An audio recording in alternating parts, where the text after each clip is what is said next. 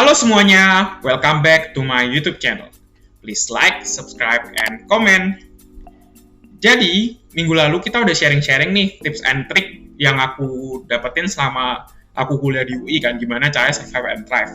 Nah, ngomongin masalah survival, aku sangat suka banget sih sebelumnya kalau nonton film genre survival, tapi di video kali ini aku nggak bakal bahas review film atau bahas yang kayak berkaitan dengan film ini, tapi aku mungkin kayak apa sih value yang aku dapetin dari nonton film ini, dan itu yang bisa aku share ke teman-teman hari ini gitu ya. Jadi film yang aku maksud mungkin lagi happening juga dan mungkin teman-teman beberapa udah nonton, yaitu Squid Game. Aku nggak bakal spoiler banyak-banyak nih, tapi dari film Squid Game ini kan banyak banget kan life lessons yang bisa kita pelajarin. Cuma yang menurutku aku paling bisa relate dan aku akan bahas hari ini adalah dari karakter Cho Sang-woo. Cho Sang-woo itu sedikit aja sih kayak spoilernya, dia kan semacam orang yang sukses gitu. Dia lulusan univ terbaik, terus dia berhasil membangun karirnya dan istilahnya dia mengumpulkan pundi-pundi keuangan. Tapi once dia gagal, dia berusaha mencari jalan pintas gitu untuk mencapai uang biar kayak dia dan keluarga dia terselamatkan dari isu yang ada yang dia hadapin seperti itu ya. Nah, cuma aku nggak bakal ajarin ke kalian jalan pintas itu. Cuma aku akan share ke kalian ada 3 hal yang paling penting gitu ya. Pertama, bagaimana sih pengalamanku dengan kegagalan, terutama kayak kegagalan bisnis yang mungkin aku bisa share terkait karakter Cho Sang-woo ini. Kemudian yang kedua adalah apa pelajaran yang paling penting yang aku dapetin. Mungkin ada 3 pelajaran penting yang aku bisa share ke teman-teman dari pengalamanku itu. Kemudian yang ketiga, aku juga akan share ke kalian bagaimana tips and trick yang bisa aku saranin ke kalian, yang aku juga pakai tentunya, agar kita bisa bangkit dari kegagalan dan memulai lagi gitu, atau start a new journey again gitulah ya, semacam itu. Nah, tapi sebelumnya kembali lagi disclaimer bahwa semuanya ini berdasarkan dari pengalamanku pribadi. Jadi nggak ada jaminan bahwa kalau kalian ngelakuin ini, kalian bisa mencapai titik seperti itu, karena banyak banget extra factor. Anyway, semoga sharing yang aku bisa share ke kalian bisa memberikan kalian insight yang berguna bagi kalian ke depannya. Oke, let's start.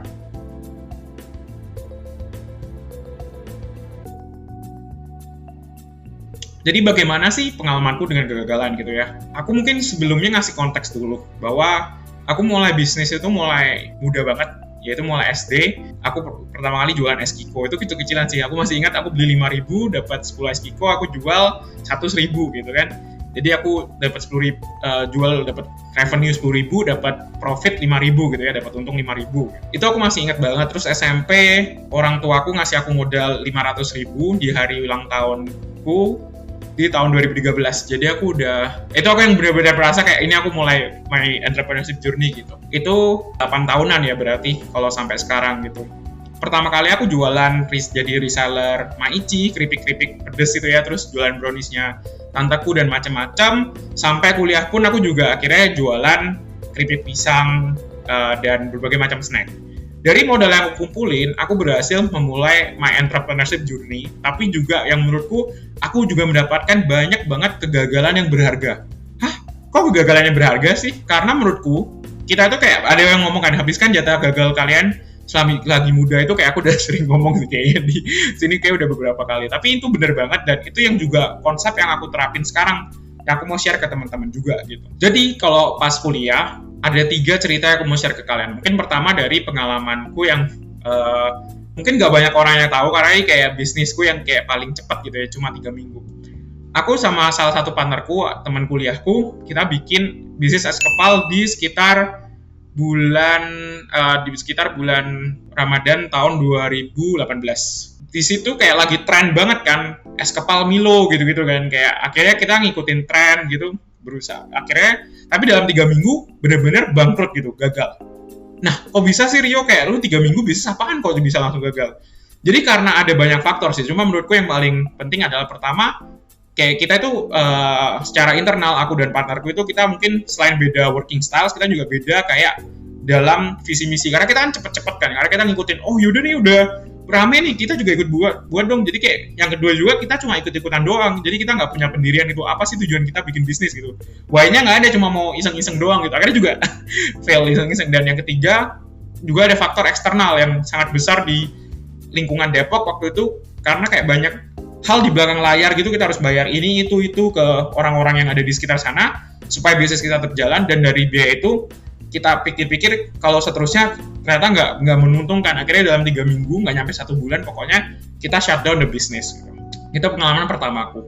Kemudian pengalaman keduaku, aku mau sharing pas aku berhasil akuisisi salah satu stand waffle di kampusku. Awalnya aku akuisisi satu di Fakultas Kedokteran, terus aku akuisisi di Fakultas Komputer, dan juga terakhir di fakultasku sendiri, Fakultas Ekonomi dan Bisnis. Di kantin fakultasku, aku ada satu pegawai udah kerja sama aku 8 bulan. Aku pertama kali akuisisi itu di sekitar bulan September 2018, dan dia udah kerja sekitar sampai bulan Februari atau Maret 2019.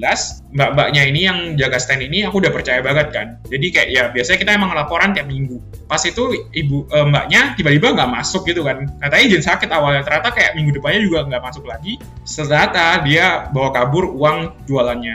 Dari situ sih aku agak pertama shock ya, karena kayak kukira orangnya baik dan bla bla bla. Jadi dari situ aku juga belajar, oh ternyata susah banget ya nyari orang yang jujur. Dan ya dalam kasus itu kayak kelihatan banget lah kayak, oh kayak kita itu penting banget sih punya kayak persiapan untuk menghadapi kasus-kasus seperti itu. Sebenarnya kayak secara finansial tuh kerugiannya nggak besar, cuma ya itu lebih ke kayak sampai sekarang masih memorable banget sih di aku. Kemudian yang ketiga adalah pengalamanku mendirikan bisnis pizza bersama partner bisnisku gitu ya. Di sini pengalamanku lebih kayak kegagalan yang ini karena emang faktor yang mungkin kalian udah sering denger lah, kayak corona gitu. Banyak bisnis yang mati dengan corona. Tapi kalau kalian mungkin sedikit konteks, bisnis kita itu benar-benar model bisnisnya sangat brick and mortar atau konvensional ya. Jadi awalnya kita buka di tahun September tahun 2019 gitu kan. Punya satu cabang, terus kita ekspansi di stasiun KRL. KRL tuh kayak kereta gitu ya, di daerah Depok, di daerah Jakarta Selatan, dan ya akhirnya sampai banyak sih, kayak kalau nggak salah sekitar 8-11 cabang gitu, kayak sebelum negara api menyerang atau sebelum corona datang gitu, di sekitar bulan Maret 2020 kan. Dari situ karena intinya konteksnya, karena kita terlalu banyak burning cash, karena kita ngeluarin banyak uang tunai kan, jadi uang tunai kita, modal kita secara uang tunai habis buat ekspansi, walaupun banyak juga yang bisnis itu kita sistemnya partnership gitu, atau kayak ada investor yang modalin bisnis itu. Akhirnya kita juga benar-benar downhill gitu, kayak dari dulunya kita penjualan bertumbuh karena terlalu cepat juga kita ekspansi, akhirnya bisnis kita juga gagal. Dari sini pelajaran yang sangat berharga banget sih buat aku, karena aku nggak nyangka gitu kan, kayak ya siapa sih yang nyangka corona datang, tapi dalam kasus ini itu penting banget ternyata, kayak kita bisa kayak ngerti lah, kayak ada juga loh kasus kayak gini. Nah,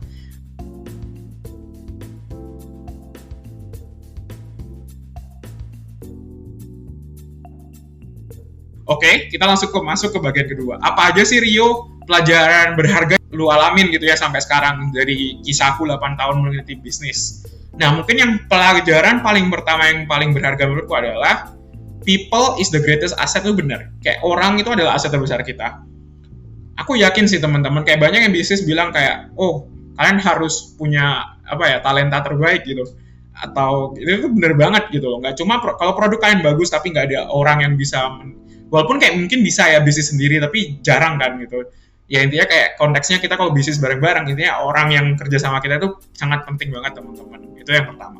Nah, yang kedua yang aku pelajarin juga adalah kita juga harus tahu nih bagaimana kondisi pasar. Istilahnya kayak kerjain PR lu gitu kan. Jadi kayak nggak cuma ngikut-ngikutin tren, tuh sangat aku sering banget nih dulu awal-awal kayak dalam tanda kutip FOMO gitu ya, feeling of missing out, kayak aduh ini ngetren nih, pengen coba ikut nih.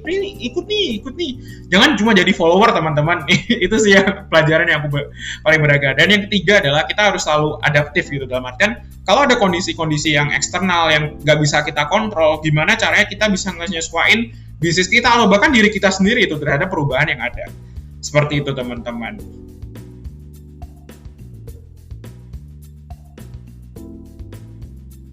Aku akan share 3 tips and trick yang mungkin bisa kalian lakuin juga gitu ya, dalam bisnis, dalam apapun itu. Yang intinya kalau misalnya kalian mau memulai your entrepreneurship journey. Yang pertama adalah select the right partner gitu ya. Jangan cuma asal-asalan ngajak partner kalian karena dia emang orang yang paling jago di bidang tertentu gitu. Karena kalau misalnya kalian kerja bareng, itu nggak cuma masalah kalian masing-masing jago gitu kan. Tapi kalian juga harus bisa gimana punya satu visi misi yang sama. Kalau working style beda-beda masih bisa diatur. Tapi kalau udah visi misi yang berbeda, itu bakal ruwet dah nanti di kedepannya. Itu sih. Yang kedua adalah ningkatin skill diri kalian sendiri. Jadi jangan cuma fokus kayak, oh kalian harus nge-record orang yang pintar atau kalian ngajak orang yang pintar, tapi fokus ke ngembangin diri kalian. Kalian nggak mungkin bisa kan nguasain 100% skill-skill yang ada di dunia ini. Dalam kasusku, aku nggak bisa kayak bisa ngurusin keuangan, marketing, operation, semuanya kalau aku urus sendiri nggak mungkin bisa.